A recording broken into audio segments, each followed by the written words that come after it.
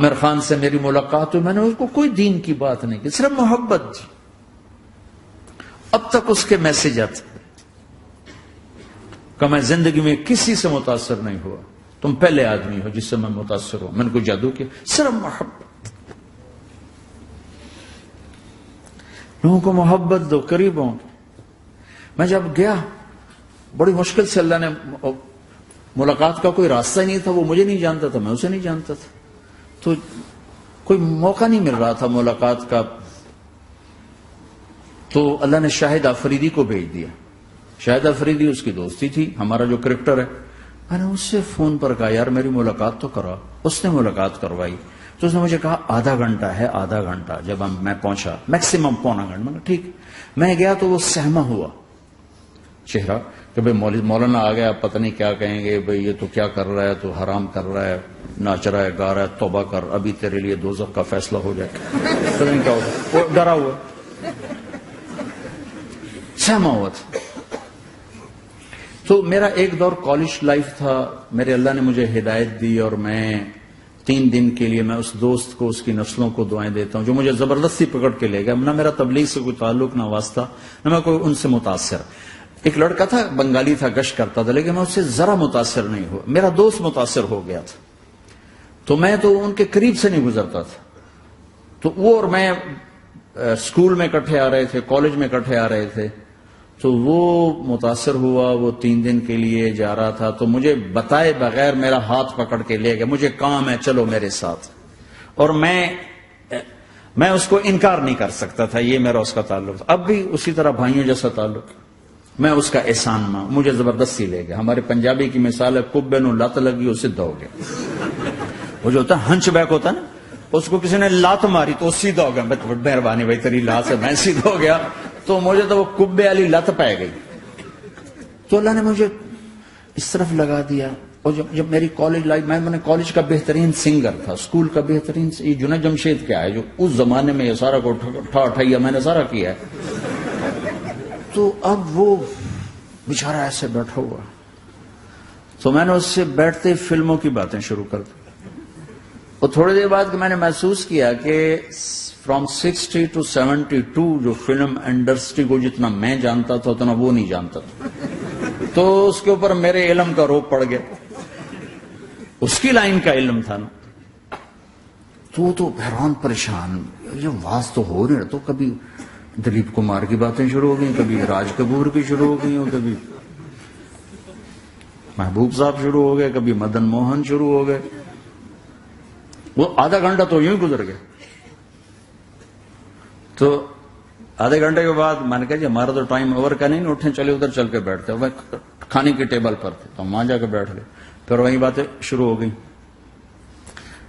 جب اس کا سارا خوف دور ہو گیا اور ریلیکس ہو گیا، کچھ میں 1.25 گھنٹے سے 50 منٹ گزر گئے تھے. تو پھر میں نے کہا عامر بھائی آپ حج پہ آئے ہیں، اگر آپ اجازت دیں تو آپ کو اپنے نبی کا حج سنو.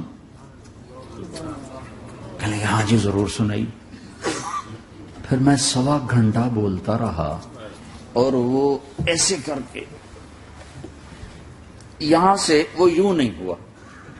1.25 گھنٹہ ایسے بیٹھ کے یوں سنتا، ہلا نہیں اپنی جگہ سے. لوگ محبت کے بھوکے ہیں، تم فتوے دینا شروع کر دیتے. 2 گھنٹے کی ملاقات کے بعد جب ہم نکلے تو نیچے تک چھوڑنے آیا عامر خان. حج کے بعد میں نے کہا ایک ملاقات اور ہو جائے گا، ضرور ہوگی. پھر اس کا میسج آیا کہ میں مدینے چلا گیا ہوں، معذرت چاہتا ہوں. میں نے کہا میں مدینے آ جاؤں گا. میں مدینے پہلے ہو آیا تھا حج سے پہلے. تو اس نے کہا کہ آپ 14 تاریخ کو آ جائیں، 4 سے 6 کا ٹائم میں نے آپ کے لیے رکھا ہے.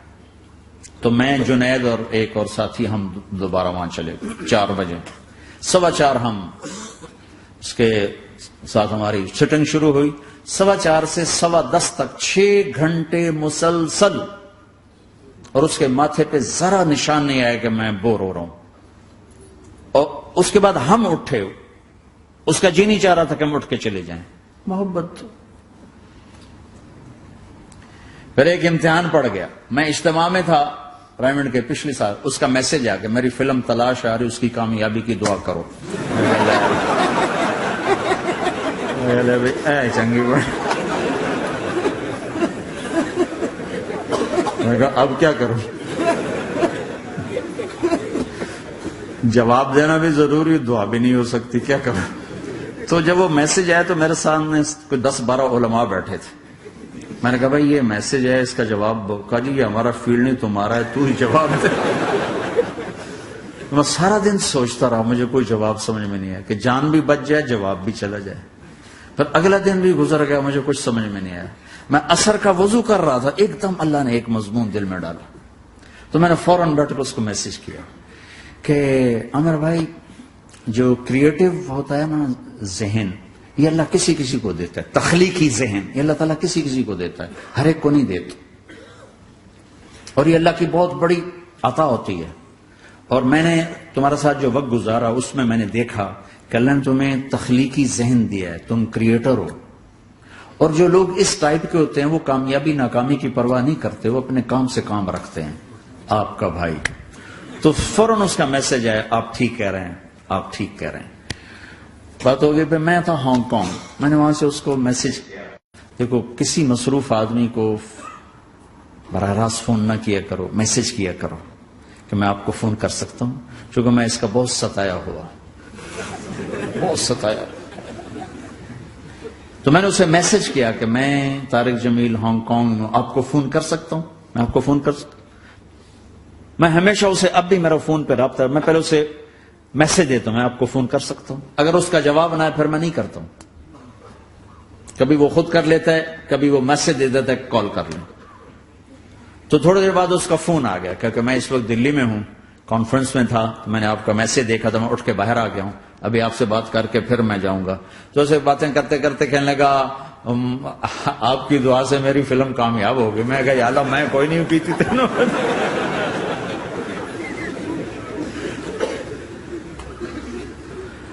بھائیو محبتیں بانٹو، نفرتیں تو پہلے ہی بہت پھیل چکی.